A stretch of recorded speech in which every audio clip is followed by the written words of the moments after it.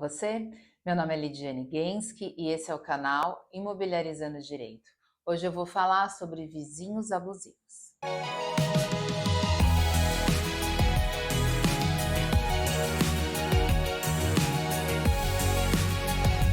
Esse tema é uma sugestão de um seguidor lá do Instagram e é um tema muito importante, né? Vizinhos abusivos. Quando a gente fala abusivo, pode ser que de cara já venha alguma questão sexual, de agressão física, mas não, pessoal, tem muitos tipos de abuso.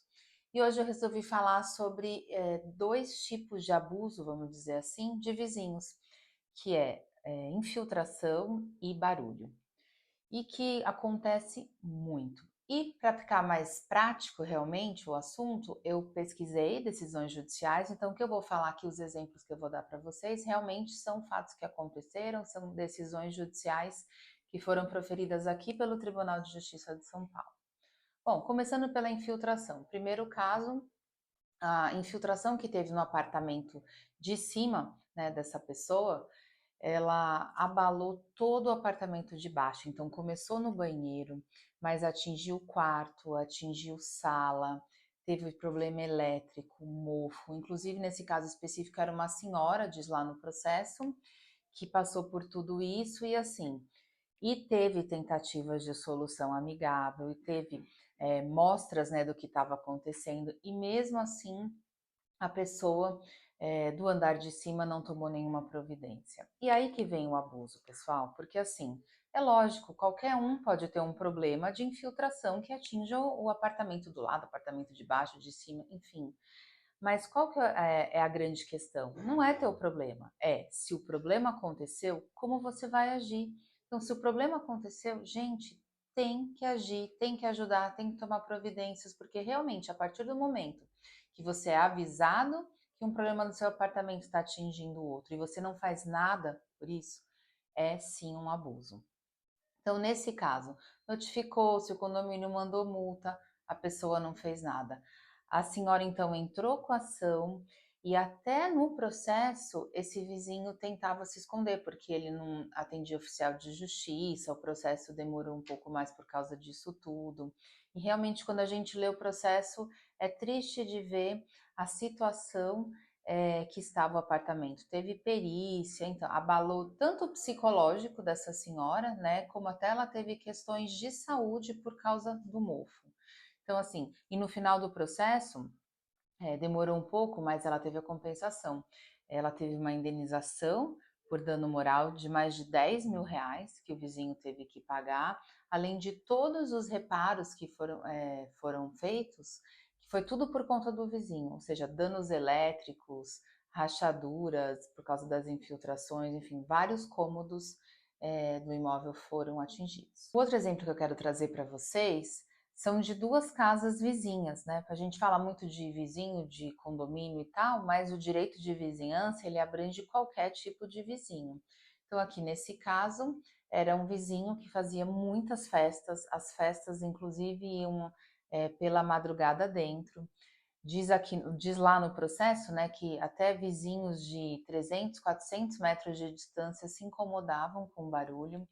Então, e essa pessoa tentou resolver, conversou com o vizinho, mandou notificação, nada. Começou, então, a chamar a polícia no meio da madrugada, vários vizinhos chamavam a polícia, fizeram um boletim de ocorrência por perturbação ao sossego, mas o barulho, as festas, praticamente todos os finais de semana continuaram. Aí tá outro tipo de abuso. Gente, você mora numa casa, né? Porque o pessoal fala às vezes, eu quero morar em casa porque casa eu tenho mais liberdade.